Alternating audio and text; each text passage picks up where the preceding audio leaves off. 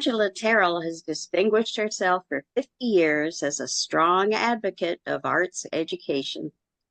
Angela's passion for music is a melody she's followed all her life. Her ultimate goal is to expose our young people to the arts through acting, instrumental, and vocal music experiences. Upon her retirement, the auditorium at a local elementary school was named the Terrell Performing Arts Center in her honor. We cannot maintain our earth ecosystem or continue to function as we do if more sustainable choices are not made.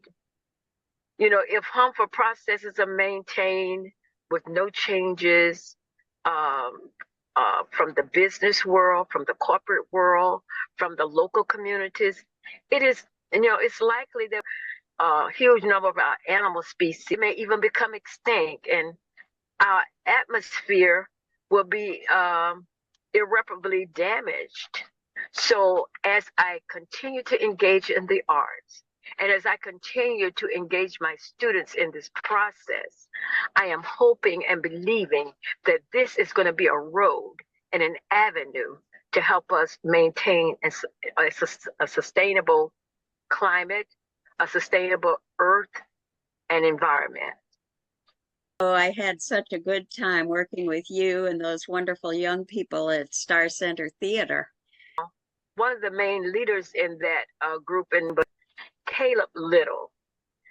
He's now gone on to Tallahassee to be a freshman in college, but he was such a creative young man.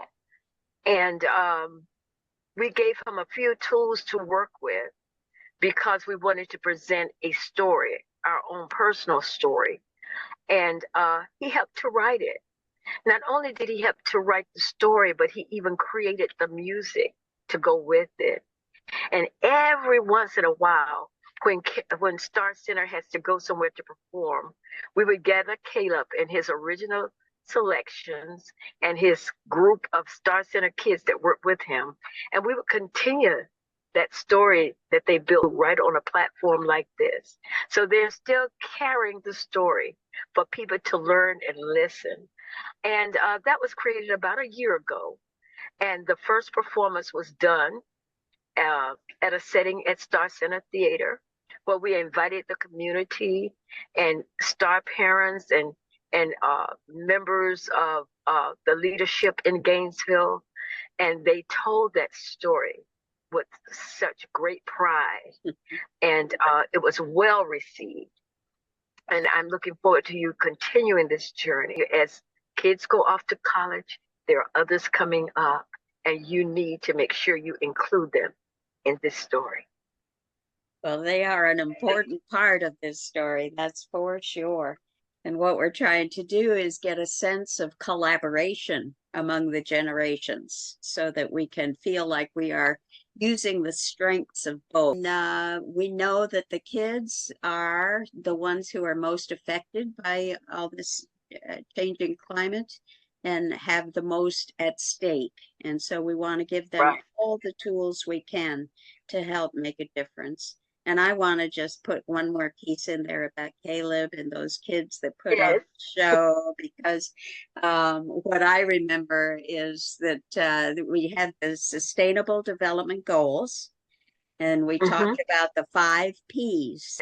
And so Caleb wrote a song for each of those. He had about 15 kids on the stage that were singing and dancing their hearts out. They had a 3-piece band, and it was just fabulous. The younger kids, middle schoolers, each put on a little skit for each of those topics. And so the story that they told was remembering from the year 2050, the day that those kids started this climate conversation in Alachua County, and that it is being told all year long. This year is 2024, and it's our 200th anniversary in Alachua County. And so we are working together to tell a really good story. And I thank you so much, Angie, for being part of that an important part of Thank that story. To be